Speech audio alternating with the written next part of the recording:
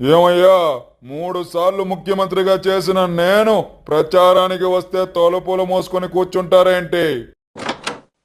చూడండి, నన్ను 4వ సారి ముఖ్యమంత్రిగా గెలిపిస్తే నరేంద్ర మోడీతోని మాట్లాడి ప్రత్యేక హోదా ఇప్పిస్తా, పోలవరం ప్రాజెక్టు పూర్తి చేస్తా, అమరావతి మళ్ళీ రాజధానిగా చేస్తా.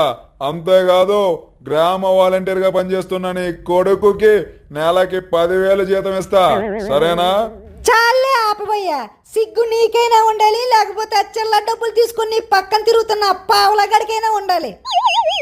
40 ఏళ్ళు రాజకీయాల్లో ఉండి 3 సార్లు సీఎంగా చేసినా కూడా సింగిల్ గా పోటీ చేసే దమ్ము లేక ఎంతమందిని వెంట పెట్టుకుని తిరుగుతున్నావు. నీది ఓ బతికేనా?